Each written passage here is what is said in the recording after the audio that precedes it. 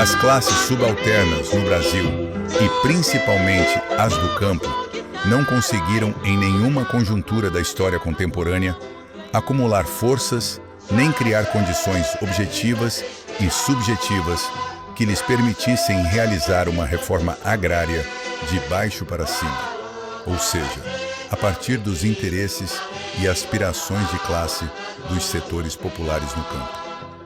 As tentativas de reforma agrária, encabeçadas por alguns setores oficiais mais progressistas, foram sempre sufocadas pelos ruralistas e setores ultraconservadores desse país.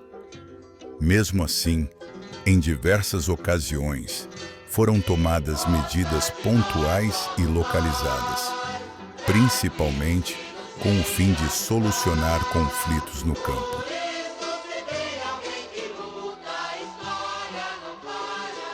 Em 1944, com a chegada do Dr. Paulo Torquato Ferreira, adquiriu uma área de terra na Fazenda Serrote Branco, aproximadamente de 4.100 hectares. Dentro dessa área já existiam vários parceiros.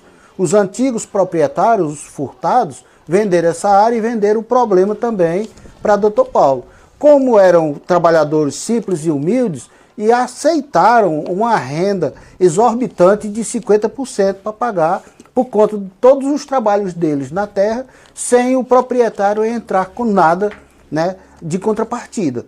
Com isso, os trabalhadores começaram a ver que estavam sendo muito explorados, porque a família anterior que havia vendido não fazia dessa forma. Eles tinham liberdade na terra, eles plantavam a área que eles queriam, eles criavam lá dentro os animais dele. Com a chegada de Dr. Paulo, aí a coisa reverteu. Por conta disso, né, o Dr. Paulo, né, espertamente, entrou com uma ação na justiça, uma ação demarcatória de aproximadamente 20.000 hectares. Aí onde iniciou o turbilhão de problemas, né, nessa área. Porque dentro dessa área existiam muitos poceiros, né, nas áreas circunvizinhas, que não eram da terra do Serrote Branco. Mas com essa ação demarcatória, porque eles entendiam que tudo era terra devoluta, porque a maioria dos proprietários dos poceiros não tinham documento nenhum. A exemplo, eu posso citar aqui no sítio Quilômetro, na época do levantamento que foi feito pelo sindicato, eram 19 famílias com 82 pessoas no sítio Quilômetro. No Córrego da Broca, eram 6 famílias com 28 pessoas. No Serrote do Mato, eram 11 famílias com 62 pessoas. E isso fez com que essas famílias, né, não aceitassem de forma alguma essa injustiça. Ele era conhecido como o doutor da terra. Gostava de terra mais que ele, só peba. E só vendeu para Juarez, o Serrote do Mato e o Luiz Ferreira. Ele deu presente a Juarez 90 e tantos bezerros. Aí o doutor Paulo queria se basear pela medição da cismaria, quando descobriram o Brasil, aquela questão toda.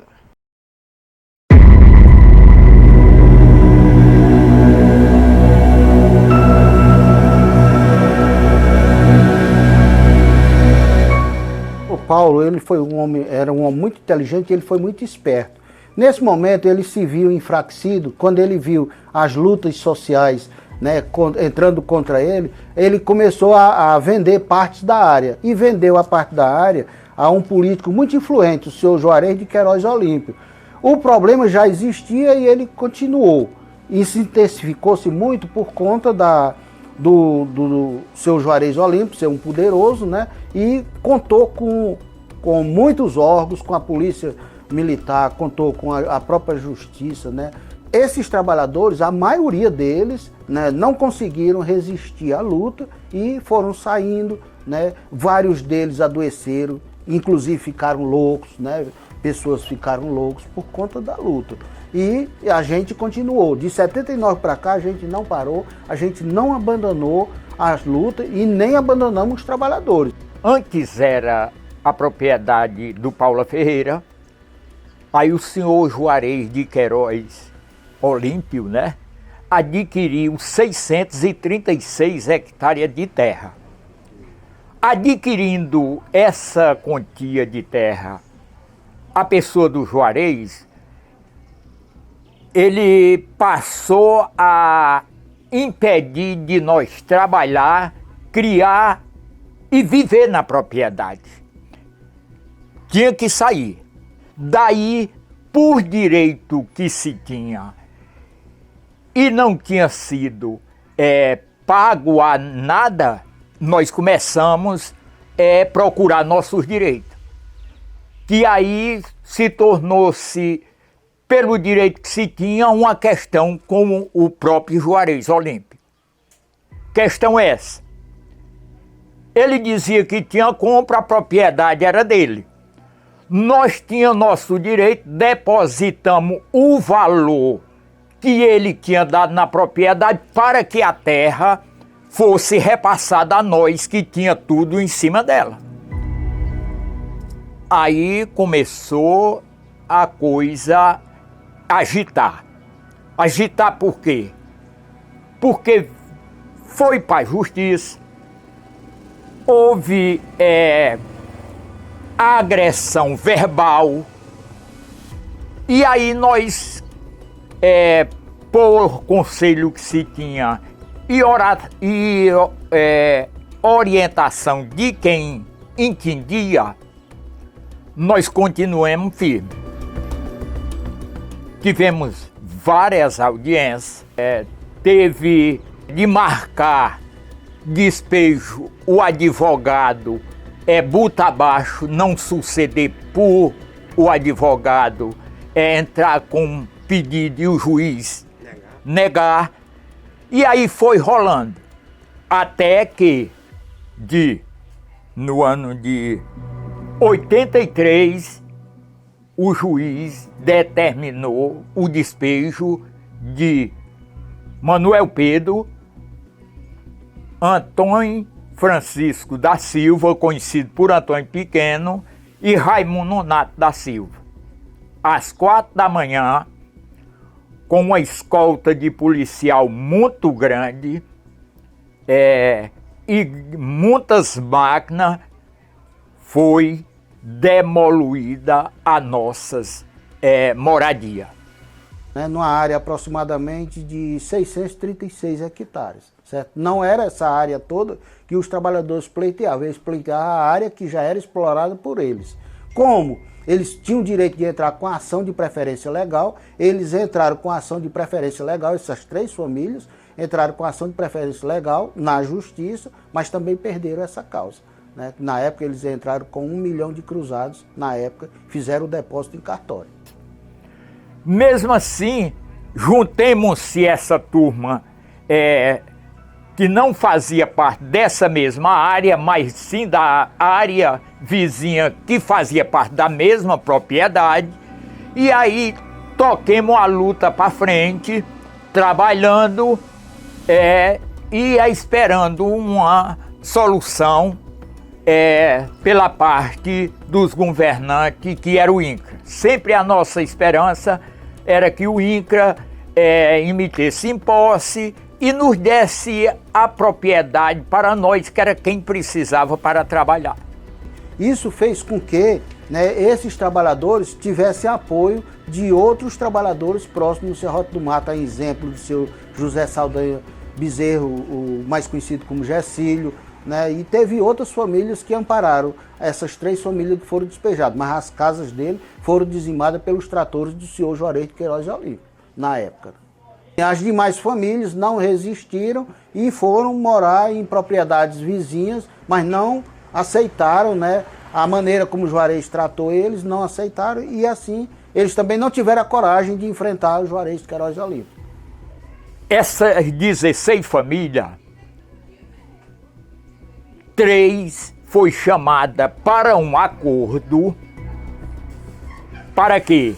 Para que essas 3 eles analisassem com uma área de terra para os 3 e ok, estava resolvido o problema. Só que aquilo que faz parte da União não se tornava como alguém pensava de se tornar. Os três foram vindo e entrado para o acordo. Só que não aceitavam, ou era tudo ou nada.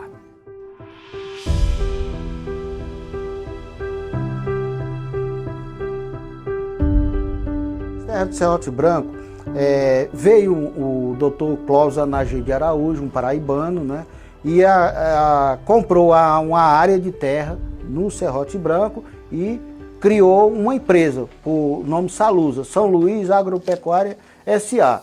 Toda essa empresa ela foi financiada tudo com recursos da Sudene, todo recurso, máquinas, né, todo financiamento foi feito com recurso da Sudene, tá certo? E isso, né, fez com que os trabalhadores que estavam lá dentro, várias plantações foram destruídas por esses tratores que foram financiados pela própria Sudene, que eu falei anteriormente, na questão da Revolução Verde.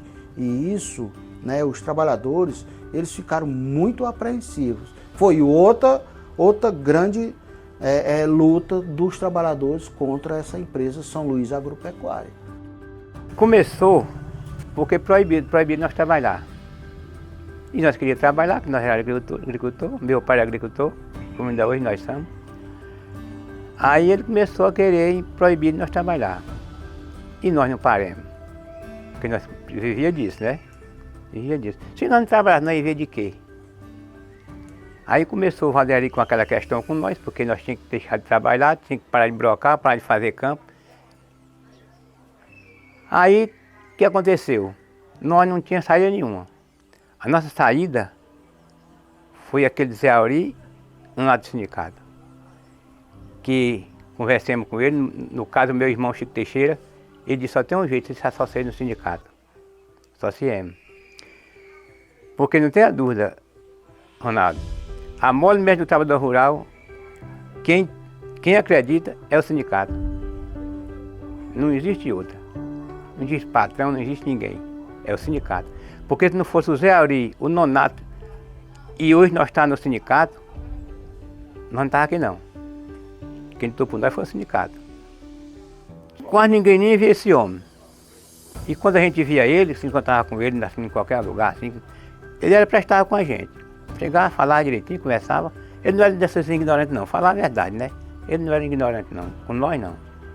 Agora, a questão dele é porque ele queria que nós saíssemos daqui. Nós para fora. E nós não saía. O sindicato dava apoio a gente, e nós tínhamos fé no sindicato, e no INCRA, na FETA-S, e nós não saía. Como ainda hoje estamos aqui. Foi isso. Nós nunca apanhamos, mas nós fomos perseguidos. Como eu já falou, nossa casa foi invadida com polícia. Essa Andréa tinha 3 meses de nascido. Era bem um bebezinho, né?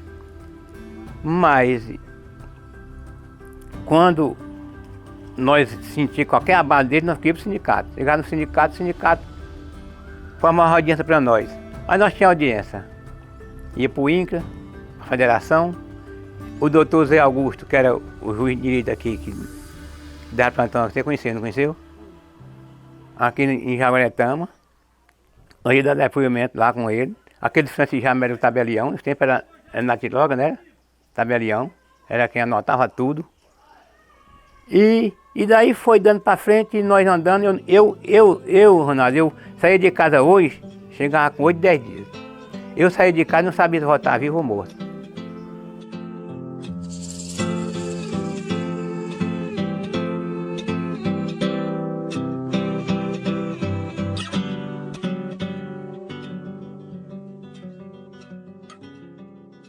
Eu estava lá em casa, de manhãzinha, talvez por as 7 horas do dia, aí chegou um rapaz, o nome dele é Carlos Alberto. Ele vivia aqui, com o doutor Clóvis, acavado no jumento. O jumento cansado, ele empurrando e o jumento não andava mais, empurrado. Aí eu cheguei, ele muito espantado, eu perguntei, Carlos Alberto, que é isso, rapaz? Você vem com medo? Ele disse, não. E vem, José, porque lá no Serrote Branco houve um tiroteio lá, do Carlito, mais o menino do Zé de Souza, e parece que o Pedro Zé de Souza saiu bem baleado. E o Carlito também. Aconteceu mais ou menos às 6 horas, mais ou menos. tinha dado uma lebrina, né, de manhã. Nós estávamos tirando leite debaixo de uma lebrinazinha. Quando chegou o menino perguntando pelos porcos, aí ele disse que os porcos tinham andado lá na boca da noite e o Juca tinha dado uns tiros, mas só no focinho. Ele quem? O Juca, o Carlito. Rapaz, os porcos andaram aqui, mas só a boca da noite, o Juca estava bêbado, deu um tiro nos porcos aí, mas só no focinho, não deu para matar não, estão por aí. Mesmo assim. Aí o menino voltou para trás, foi-se embora. Com pouco tempo, aí chegou ele, mas o Chiquinho, aí o irmão dele, né? Aí tornou a perguntar. Aí ele tornou a dizer. Eu já disse que os porcos, eu tinha dado um tiro nos porcos, mas eles estavam por aí. Não era para matar não. E vai embora que eu já matei 5 cachorros com vocês dois, faz 7. Aí ela arrastou o revólver, já, o menino estava assim na cerca, que é o curral lá, desse curral que era assim, né? A cerca é assim, não é curral de madeira em pé não, era desse jeito assim. É. Aí ele estava em cima, o Pedro estava em cima, aí ele pegou na perna dele, aí empurrou pro chão. Quando empurrou pro chão, ela foi atirando nele. Né? E ele, por sorte, a bola não pegava em canto mortal, só pegava em canto que não matava, né? Aí, devido à chuva, que estava molhada, aí ele pulou, foi pular a porteira. Quando botou o pé no pau da porteira, que pulou para dentro, o pau escorregou, ele caiu. Caiu assim, debruçado assim no chão, assim, aí foi o que ele deu nele, assim, pegou assim na casdica dele aqui e saiu do outro lado. Foi 5 tiros, foi 6 buracos. Né? Aí ele, quando ele empurrou o Pedro, ele já caiu com a faquinha na mão, faca peixeirinha pequenininha assim. Quando ele pulou para dentro do curral, tacou a faca nele. A primeira facada que ele deu nele foi a que entrou mesmo, de verdade, né? Assim na cruz, assim, e ele estava sem camisa, né, nesse dia. Aí ele, a facada que ele deu, entrou, aí ele só não fez reação nenhuma, não fez reação nenhuma. Só com os braços para cima, para lá, e ele cutucando, né? Mas a faquinha pequena envergava, não entrava, só fazia cortar, não entrava mais, a primeira só entrou a primeira. Aí o Chico entra, pula para dentro do curral. Né? Deu um tiro nele, mas o tiro que o Chico deu não pegou. Pegou só na porteira assim que a bala foi às avessas. Aí o Chico chegou, tomou o revólver dele, o revólver tacou na cabeça dele assim, ele caiu. Quando ele caiu, o Pedro continuou furando, e ele pedindo minha faca. Ele pediu minha faca, o Carlito. Aí quando ele caiu no chão, que eu corri lá, eu deixei a faca lá e ele disse, Pedro, não matou homem não, Pedro, não matou homem não. Aí o Pedro saiu. Nessa época, muita mutuca, no inverno, né, já estava chovendo. Aí o Pedro só de calção, parece que eu estou de calçãozinho vermelhinho, só de calção. Aí ele saiu, tinha desmatado a página todinha, a desmatação estava longe. Aí saíram, né, foram para casa. Aí ele no chão, aí chamaram o Juca. O Juca pegou, tinha uma pampazinha lá. Aí o Juca pegou a pampa e correu, mas antes de chegar no coisa, ele saiu comigo com a arma. Aí antes de chegar no carro, ele voltou para trás, pegou o carro e deixou as armas lá. Aí ele botou ele dentro do carro e vieram para Jaguaretama. Antes de chegar no Chico Machado, o carro deu prego. Aí botaram no carro do Chico Machado. Mas antes de chegar aqui na rua direito mesmo, o Chico Machado deu prego de novo. Aí pediram um carro aí, foram buscar, levaram o avião, já estava esperando já ali. Botando no avião, embora, mas morreu nos ares, não chegou aí a Fortaleza não. Aí ficou, né? Confusão medonha. O pessoal, uns achavam graça, outros lamentavam, né? Né? Eu sei que dessa vez ele foi-se embora, não voltou mais não. Aí passou tempo e aí chegou esse menino, o Benedito. E o Benedito veio para lá. O substituto dele, né? Foi o que derrubou minha casa. Eles moravam ali no Escondido, aqui pertinho, chamava Escondido, o Réu Antônio Nogueira. E nós tínhamos uma reunião no INCRA. Aí convidamos eles para ir com nós. O que Geraldo era um. O Edmilson do Justo. Mas eles tinham pouca coragem de ir. Eles tinham medo de ser despejados. Aí, um dia, eu estava lá no Tigre, na casa da mãe daquele Edmilson. Aí o Chico Teixeira aí, chegando lá, dizendo, Josias, nós temos que ir ao INCRA amanhã. Você vai? Precisar eu vou. Ele disse, por quê? Porque o Clóvis derrubou a casa do Antônio Nogueira. Despejou ele. Então tudo aqui na mata, vamos deixar aqui no meio da mata. Eu, tirando meu leite, lá estava na fazenda, eu não estava nem pensando de um dia se acontecer aquilo comigo. Eu tirava leite todo dia lá, numa boa, conversar e tudo. E a negada saindo, né? Eu sei que saindo lá pro Tigre. O pessoal do Salto Branco, o pessoal do Salto Mato, saindo todo mundo. Eu fui o derradeiro a ser despejado. Aí foi dando e eu lá. Aí quando foi esse dia, aconteceu, ele despeja na minha casa. Geraldo, você vai embora para sua casa, arruma suas coisas lá que eu vou levar a sua casa agora, porque você anda dizendo que vai tirar sua parcela lá mesmo. O INCRA já estava, sabe, já planejando para vir para cortar o Salto Branco. Eu nem leite eu levei, que ele não deixou levar não. Eu levava um baldinho daquele de querosene de 5 litros, bem cheio de leite, todo dia. Aí eu fui, quando cheguei em casa, o trator já estava, eu tinha uma quadrazinha assim na frente de casa. Minhas coisas tudo no meio do tempo, menino chorando, papai deitado lá num pau branco que tinha lá perto de casa. Aí nós trouxemos 400 metros de lona. Eu, aquele Nonato, Geraldo do Sindicato e o Zé Somente. Nós passamos aqui, a estrada vinha por aqui por dentro, passava aqui. Nesse dia tá cheio de pistoleiro dele aí na casa grande, do Clóvis. Aí viu quando nós passamos. Nós fomos lá na casa de despejada, fomos lá, casa de derrubada. Nós passamos aqui, no caso do Luiz Somente, na rural. Subimos aqui para a serrinha, estava no meio da mata, os pobrezinhos. Rebanho que era uma família medonha, um monte de mulher. Quando viram o carro, o zoado do carro, do carro, isso era um clamor grande, viu? Gritando que a polícia ia matar eles.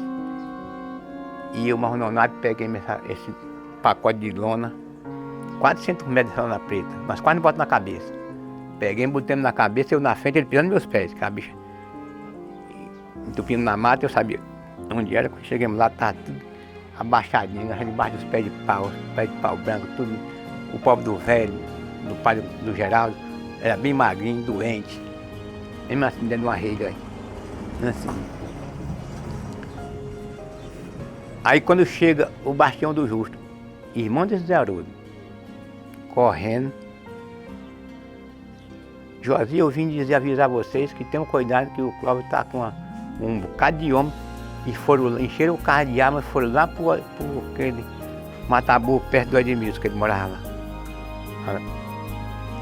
E foi esperar vocês. Aí o Tomás andava mais nós. Conheceu o Tomás? Faz aquele netinho. Aí ele dizia, mas nós hoje nós morremos. Hoje nós morremos, que vão matar nós. Eu digo, mata não. Nós te defendemos. Nós te defendemos. Aí o Nonato queria vir por estrada, que só tinha estrada por lá. Aqui era na saída da régua que tinha. Ele disse, não vá não, pai Nonato. Você vai aqui por o Alívio. Lá tem gente que possui carro, você adquire gasolina e bota no carro e vão embora. Não vão por aí não, se defenda. Passaram até 5 horas da tarde esperando por nós não fomos. Nós não passamos lá. Nem nós, nem o pessoal do sindicato. Aí isso foi no despejo do Antônio Nogueira. Antônio Nogueira. Aí a partir daí eles se uniram com nós, aí nós. Ainda hoje estamos aqui, né?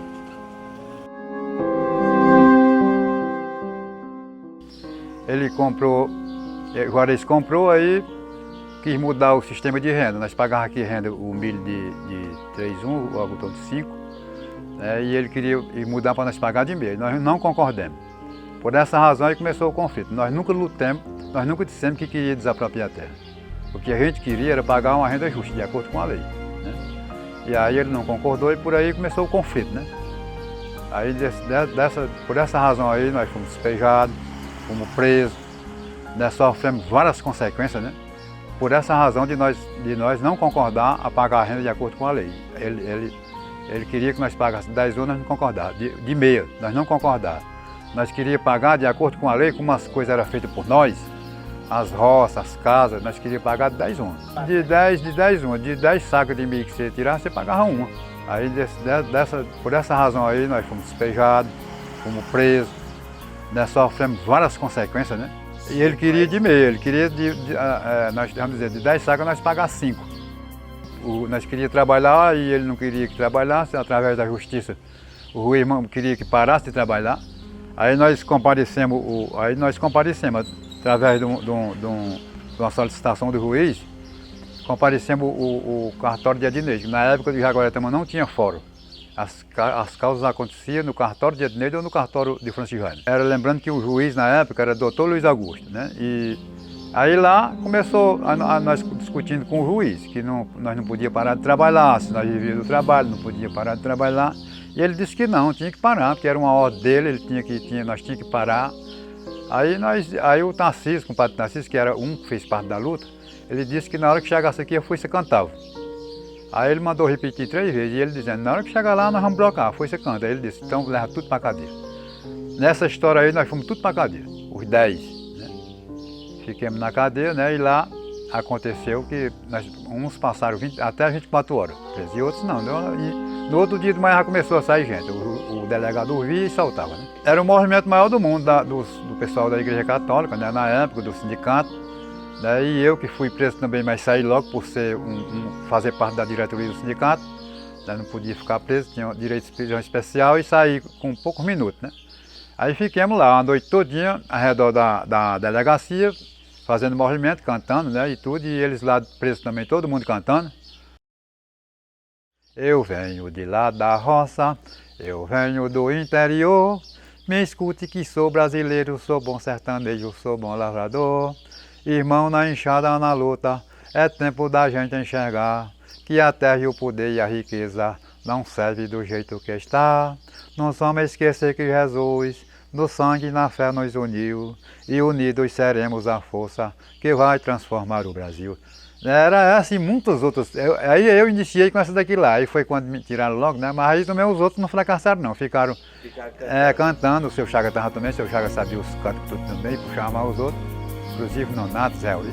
Passemos a noite cantando ao redor da igreja e o menino cantando dentro da prisão também, né? E o delegado dizia, esse pessoal é doido. Porque uns presos, é família, é companheiro, é amigo, e não é cantando, animado de cheio, não dá para entender esse pessoal não, né? Aí depois da prisão, aí nós passamos 3 dias de reunião em Jaguaretama. Tinha mais ou menos umas pessoas de 70 entidades reunidas com nós, talvez de todo o Ceará, né? E aí foi aonde nós pedimos a desapropriação. Por conta da prisão, a maldade contra os trabalhadores, aí nós pedimos a desapropriação, né? Aí também com pouco tempo foi desapropriado. Só que foi desapropriado e o proprietário recorreu, e por isso que durou, né? O conflito aumentou para frente, anos e anos, né? Aí foi preciso acontecer despejo, né? Foi preciso acontecer outras coisas. No mês de dezembro nós fazendo as novenas de Natal nas casas, uma numa casa, outra noutra, outra noutra. Aí, nesse dia era no Luiz Nery, dia 18, já perto de terminar, já ia chegar o 24, né? Aí, quando um pouco mais zoou o carro. Quando zoou, nós dissemos, meu Deus, o que aqui não passava carro, essa estrada não existia, mais. Aí, essa que passa aqui, vai sair em Banabuí, né? Passa essa roda branca, essa roda branca. Aí, quando não é possível que seja, mas está zoando o carro aqui muito perto. Aí quando nós fiquemos, quando era um que estava dormindo no Luiz Nery, aí quando encostou o carro, zoando o carro muito perto, aí ele disse, é o despejo mesmo. Aí pegou uma bicicleta, saiu para a porta da cozinha, aproveitando aquela sombra da casa e escapuliu. Foi quem amanheceu o dia para avisar lá, em Jaguaretama. Chegou lá e disse, o despejo está lá, os carros estão lá, tem carro lá por todo canto. Zé Auri ligou, quando o despejo chegou lá, já tinha gente do INCA, já tinha gente, né, recebendo. Aí depois veio barraca para botar caracol, suas coisas, que na hora botou tudo lá no monte. O monte de Luiz Nery, o monte de Chico Diana, o monte de... É a coisa mais feia, né? Aí minha casa era pertinho da casa de Luiz Nery. Na casa de Luiz Nery, nesse despejo, ia 21 crianças. Só Luiz Nery tinha 11, né? Foram para onde? Aí foram tudo pro sindicato. Aí veio uma caçamba para carregar de um caminhão para carregar do outro. Sei que veio 5 para botar os pertences de cada um separado. E as casas, o que fizeram com as casas? Com as casas pegaram no trator e foram rebolar lá no final do quintal. Empurraram com tudo. Aí quando foi 9 horas derramaram a água, derrubaram as casas, derramaram a água. Aí eu fui, Vilani, a mulher de Luiz Nery. Tinha um menino mais pequeno, Carlinho, não sei se você conhece Carlinho Luiz Nery, que mora em Jaguaretama. Carlinho tinha 3 anos, assombrado com a polícia. Que a polícia de Jaguaretama não interferia mais aqui, mas vinha a polícia de Pereira, Jaguari, não sei de onde, né? Que ele arrumava. Juarez, que Deus o tenha. Aí, quando Saiu e derrubaram essas casas. derrubaram as casas, Botaram as casas. aí eu fui e disse assim, tinha 2 soldados assim, dando as coisas. Aí tinha 4 moradores aqui que não era da luta, era morador e dando os recados de Juarez e fazendo tudo, né? Sendo vizinho da gente, mas era por ele. Aí quando eu disse assim, eu perguntei a um soldado, ei, essa mulher vai lá para casa. Onde é a sua casa? Eu disse, é ali na frente, pertinho, vocês vão passar lá. Aí vocês vão passar lá perto, ela vai lá para casa porque você está vendo o estado dela. Com essa criança e o busto desse tamanho da outra que ia nascer. Que ela tinha filho demais, né? Já tinha 11 e véspera de 12. Aí ele foi e disse, não, é que só você pediu o comandante. Eu disse, e onde é que ele está? Ele está lá, está para pular. Aí eu perguntei, sério, tem uns ali no Luiz Nery. No Luiz Nery não, no Antônio de Souza. Aí eu embora Vilani lá. Vilani botou o menino descanchado em cima do bucho e fomos para lá. Quando chegamos lá no Antônio de Souza, eles tinham prendido o Antônio de Souza dentro do carro, dentro do caminhão, o caminhão é bem alto. Porque eles estavam tirando um feijão do builão para botar no saco, né? Para botar na bagagem dele. Aí ele foi e disse, não derrame não, que isso aí é meu suor. Ele foi, prende esse velho no carro. Aí prenderam ele estava lá suado.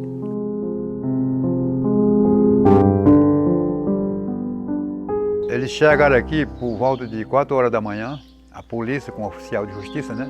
E mais um bocado, muita gente, era muita gente que era para botar as coisas em cima dos carros, né? Era caçamba, era caminhão, era tudo enquanto. E foi, na viagem morreu galinha, mais de 70 cabeças de galinha, morreu porco, morreu um porco, inclusive o meu morreu, né? E isso foi tudo despejado ali em frente ao sindicato, lá debaixo da igreja, né?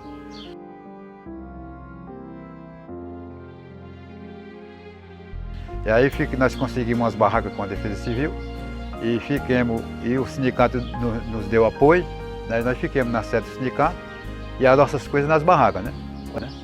Aí tiraram as pessoas das casas, ficou todo mundo no sol, saíram aqui umas crianças na sombra dos carros, que era na época não tinha sombra, né? Na sombra das secas dos carros tinha criança, tinha mulher grávida, né? E nós ficamos de manhã, de 4 horas da manhã até de tarde, fomos chegar na rua de noite, né? Com esse, né? Eles tirando as coisas, tirando tudo das casas, arrumando em cima dos coisas, pegando porco, pegando do que tinha, de tudo, arrumando meio nos caminhões, ajeitando.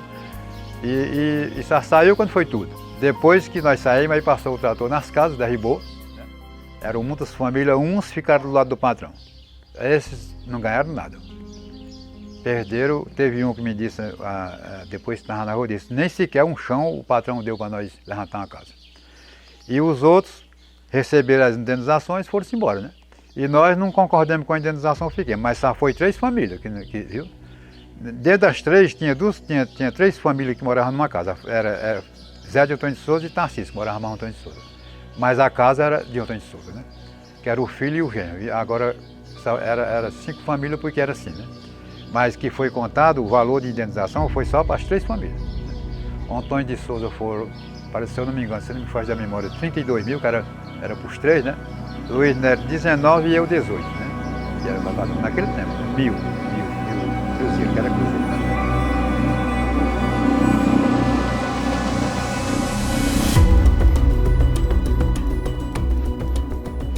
Em 21 de março de 85, nós, como já fazíamos parte dos movimentos sociais organizados, e os movimentos passaram uma informação muito importante para nós, que o decreto de desapropriação iria sair nesse ano. E com isso, né, o nosso bispo mais uma vez, perguntou o que a gente queria. Nós queríamos a bênção, né, do Senhor dentro das lutas. E isso foi programada, essa missa, lá para o Luiz Ferreira, para a casa do senhor João Luiz da Silva, certo? No dia 21 de março de 85. O que não ocorreu. Não ocorreu por conta de fortes chuvas que caíram na noite anterior e houve um riacho, né, que impediu a passagem do senhor bispo, a caravana, o padre. Mas eu estava lá dentro, estava eu, diretor sindical, estava Francisco Liduino Luz, estava Marilza Luz e outro companheiro que eu não consigo lembrar aqui agora o nome, tá certo? Esse já faleceu. O Juarez, o proprietário, não queria que a reunião, nenhum tipo de reunião aqui dentro do terreno, né? Aí nós convocamos o bispo para fazer uma missa. E o bispo veio, quando chegou lá pelos riachos do Bom Jardim, lá não deu passagem, voltou. Acho que foi pela uma sorte, porque ele estava com aproximadamente 50 pessoas. Dizem que era para matar o bispo. Eu não sei se ia matar ou se não ia, ou se era para melhor então, eu não sei, porque não aconteceu, a gente não pode afirmar, né? E aí nós não fomos para lá, para onde ele estava, que ele estava lá perto dos Tunígacos lá. Nós ficamos aqui esperando o bispo para celebrar a missa aqui no Luiz Ferreira, tinha aproximadamente talvez umas 100 pessoas ou mais. E com isso, Ronaldo, quando o senhor Juarez de Queiroz Olímpio soube que nós estávamos lá na casa do senhor João Luiz, ele chegou com um aparato policial muito forte, muita polícia, né? E na época o destacamento policial aqui era coordenado por o senhor Zezinho, né? Era conhecido como o senhor Sargento Zezinho, certo? Zé Soares Dantas, mas era conhecido como Sargento Zezinho. E eu estava dentro da casa, uma casinha humilde, uma casinha de taipa, lá em seu João Luiz, quando o Juarez entra com toda a caravana. Eu estava sentado, eu estava com a Bíblia de lado, né, esperando, né, que até aí nós não tínhamos telefone, esperando o que era que tinha ocorrido, que o bispo não tinha chegado. E Juarez chega, né, e juntamente com o Sargento Zezinho, e disse que se fosse para haver uma missa ali, já não ia haver mais, né, porque ele disse, né, que não ia aceitar, e aí o Sargento Zezinho completou. E disse, se houver a missa aqui, ninguém se responsabiliza por o que ocorrer, porque o proprietário disse que tá para tudo. E essas foram as palavras, né? E até aí eu estava sentado e quando eu fui me levantando, aí Juarez veio de encontro a mim e foram muitas armas, né, apontadas para mim, da própria polícia. Isso foi os próprios policiais. Inclusive, na época, eu fiz a denúncia oficialmente ao governo do estado. Era uma caçamba da SOEC, né? A caçamba da SOEC, que era lotada dentro do município, lá na casa do seu Juarez de Queiroz Olímpio. E eu fiz essa denúncia oficialmente, né? E entramos com boletim de ocorrência, entramos com tudo, né? E como a gente não contava com a polícia, a nossa coragem ali era só a coragem nos companheiros e era a nossa resistência e a fé em Deus. E como o bispo não chegou, por volta depois do meio-dia ele chegou com o pessoal aqui, nós estávamos com esse horror de gente, era polícia, era oficial de justiça, era muita gente que dá o nome de capanga, não sei se era capanga, né? Mas estava gente voluntariamente, né? Sem ser autoridade, né?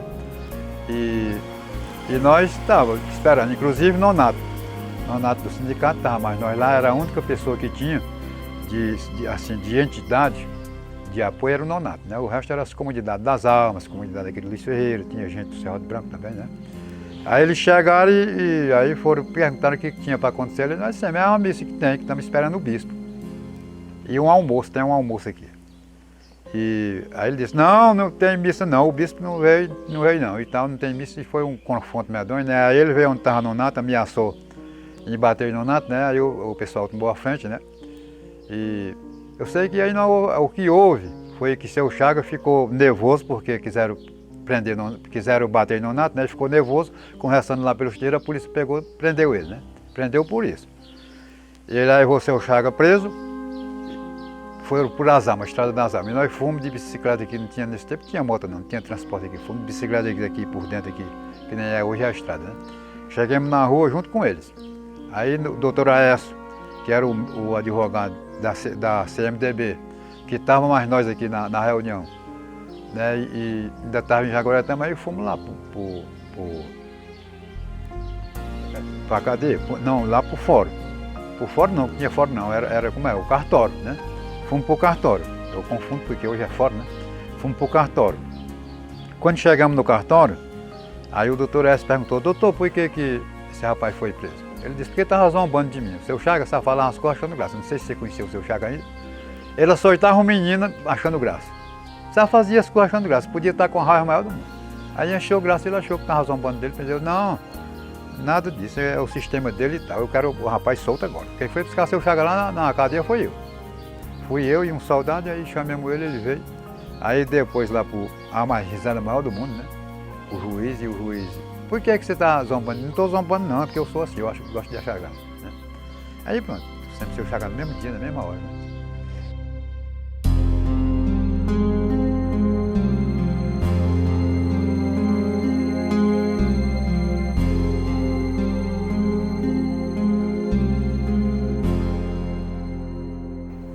Eu mais a irmã Thaís quase não almoçava, só entregando carta a pelo para o presidente da República decretar a apropriação, que era o Zé Sarney. Viu?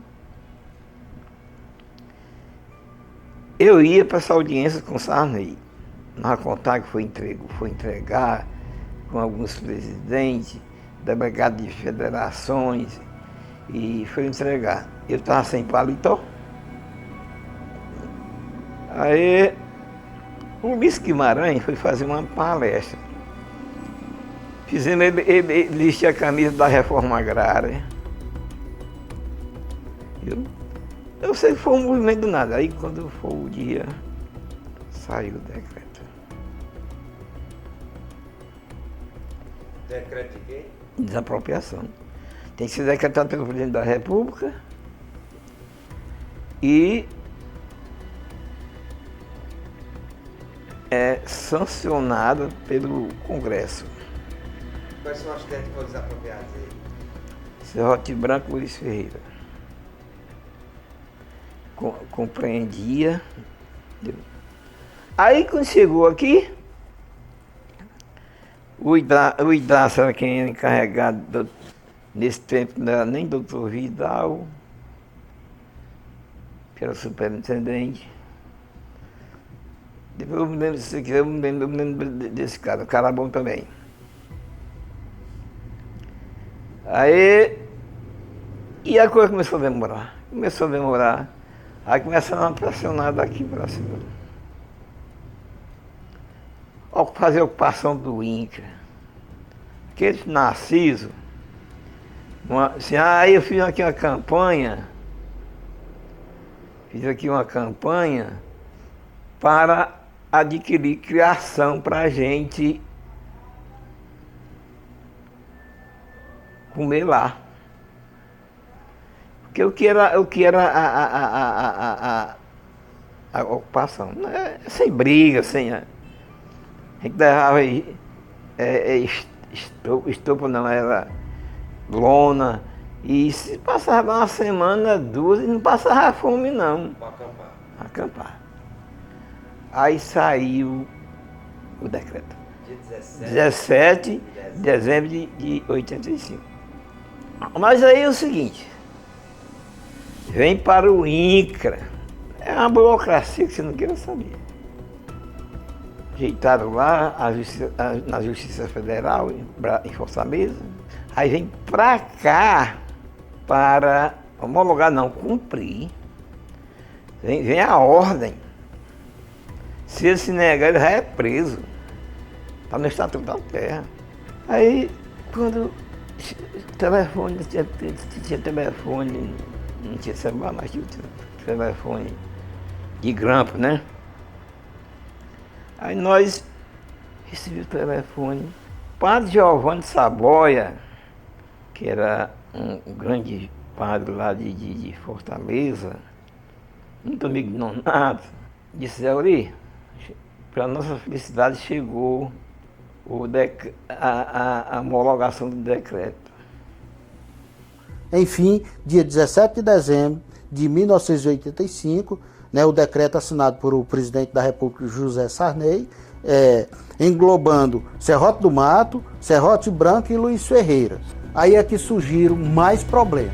porque aí já era o proprietário, né, eles se achavam derrotados, né, e procuraram apoios políticos do Estado, do governo do Estado. Na época, né, o vice-governador foi junto com o seu Juarez de Queiroz Olim para Brasília, intermediar junto ao presidente da República para que revogasse o decreto. Juarez era compadre de Adalto Bezerra 2 vezes. Adalto foi padrinho de 2 filhos de Juarez. Viu? Contava com o apoio do padre Marlene também, que era protetor de Juarez. Viu? Ele tinha essa grande amizade. Mas o povo, quando entende fazer, pode ser o bispo, pode ser delegado, coronel, general, marechal. Mas as nossas forças, né, políticas, aí eu posso informar, as nossas forças políticas do estado do Ceará, que já estavam sensíveis com a causa dos trabalhadores, né, deram todo o apoio, né, necessário para que esse decreto desse continuidade.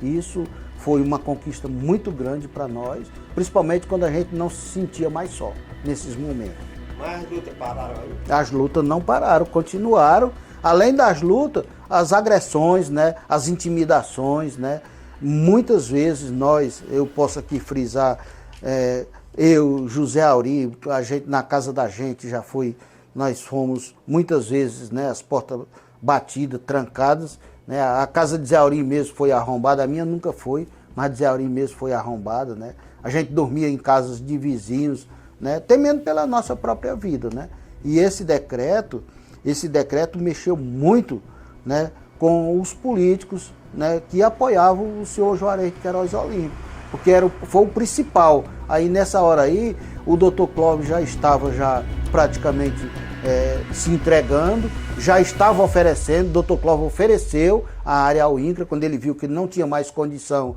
de ir para frente com nenhuma ação, mas o seu Juarez continuou com ações contra o decreto, né. Aí começou, né, as coisas a melhorarem para os trabalhadores, os apoios, né, porque as coisas mesmo não melhoraram não, mas os apoios, e com isso foi enfraquecendo, nesses momentos, o político que era muito influente aqui dentro. Foi quando ele começou a perder espaço, quando ele começou a ver que ele não era sozinho dentro do município para fazer o que ele queria. E nós, enquanto movimento social, nós enquanto movimento sindical, nós, graças a Deus, nós conseguimos muito apoio naquela época. Mesmo a gente sofrendo todo tipo de repressão. Porque a gente sofria repressão da polícia, a gente sofria repressão da justiça, a gente sofria repressão da sociedade. Tudo isso vinha contra a gente. Porque eles não entendiam o que era que realmente aquela família queria, que era a liberdade. Certo? Nós tínhamos tido uma reunião anteriormente, né, na nossa FETRAES, lá em Fortaleza, e a FETRAES, a gente mostrava sempre que a sociedade não estava entendendo as lutas, né? E a gente tinha tanto apoio e a gente queria mostrar publicamente os apoios que a gente tinha. Com isso, a federação sugeriu um ato público, né, aqui em Jaguaretama, que foi dia 30 de abril de 86. Ato público esse que reuniu muitas autoridades, tá certo? Muitas autoridades de igrejas, muitas autoridades políticas, certo? A maioria dos sindicatos, dos trabalhadores que davam apoio às lutas pela reforma agrária estiveram presentes, né?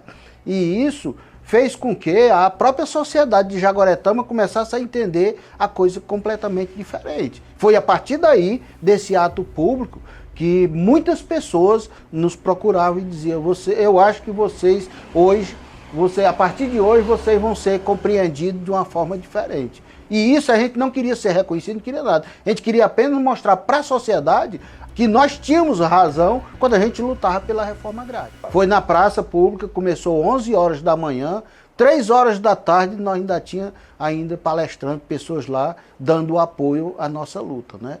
E isso repercutiu muito. E aí o ato público virou um ato político. Por quê? Porque começou a reverter as coisas contra determinados políticos influentes em Jaguaretama. Quando o Juarez, né, que se sentiu totalmente vencidos, né, e ele já tinha as outras áreas, a Santa Bárbara, ele que ofereceu essas áreas ao INCRA. Ofereceu sem nenhuma resistência.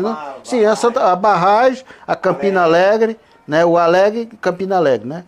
E barragem. Amigavelmente ele quis fazer. Ele ofereceu ao INCRA, que na época eu não me lembro quem era o presidente do sindicato que assinou, não precisou nem de fazer nenhuma solicitação, nem documento. Assinou dizendo que concordava também, que a área fosse desapropriada. Só que como ele ganhou dinheiro, ele não vendeu de morada nova, vendeu de Solonópolis, vendeu tudo para o INCRA, né? Tá certo? Nosso direito vem, nosso direito vem. Se não vir nosso direito, o Brasil pode também. Não tem promessa nem esmola que mude a face do Nordeste, desse pobre faminto, do rico levando sola. Não, o que a gente entendeu é que precisava uma luta pela reforma agrária, né? Depois, né? No início nós lutávamos só para melhorar a renda. Aí quando a coisa ficou preta mesmo, aí nós já queríamos que fosse desapropriado, que nem foi, né? E a gente acreditava que desapropriando, em vez de servir a um dono, ia servir a muitas famílias, que nem hoje nós temos aqui 54 famílias beneficiadas aqui, né? A reforma agrária foi tido como uma luta subversiva, que não tinha nada a ver, era um desprendimento das famílias, era uma libertação das famílias, isso a gente sempre falava, né? Que era uma libertação das famílias. E isso a gente não foi muito bem entendido. Mas mesmo assim a gente tinha certeza de que esses trabalhadores, né, os que resistissem, eles ficariam, né, com certeza, eles ficariam na luta, né, para ajudar também, principalmente os outros trabalhadores que estavam querendo.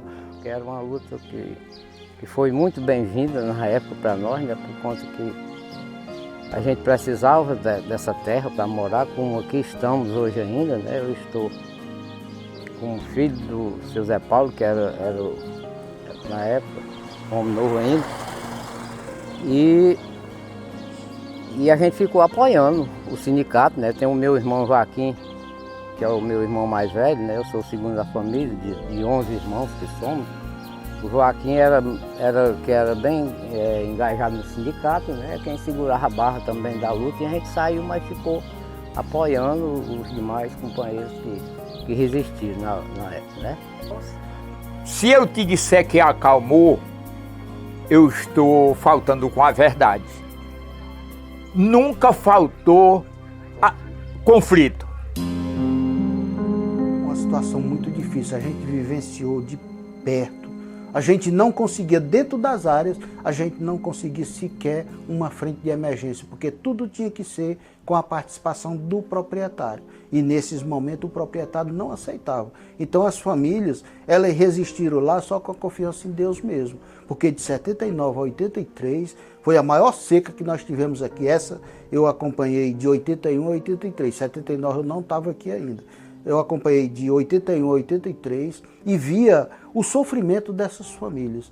Muitos dias, né, que a gente era proibido também andar dentro da área, né, mas muitas vezes a gente andava, né, escondido. Eu posso até dizer isso aí eu posso informar, porque eu fui das pessoas que mais andei dentro da área do Serrote Branco, escondido, com medo deles matarem a gente, né, mas a confiança em Deus era maior. E essas famílias, Ronaldo, em certos momentos, né, a gente via o desespero deles, principalmente com aqueles que tinham crianças, que tinham pessoas idosas, que não tinham o amparo legal, né?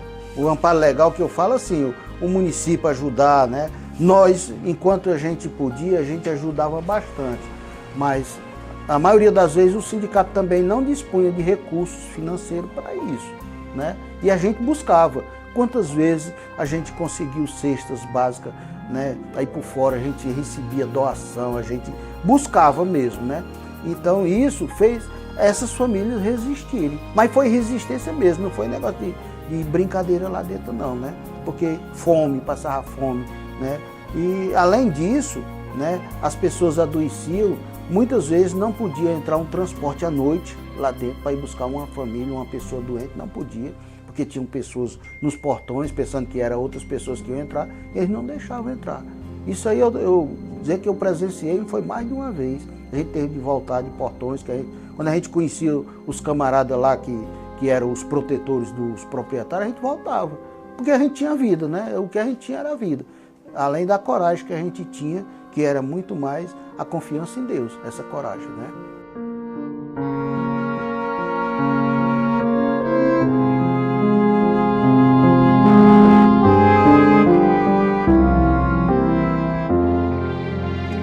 Olha, eu quero responder numa seguinte frase. Eu estou muito prazeroso por essa luta que nós tivemos, essa batalha travada, mas valeu a pena por quê?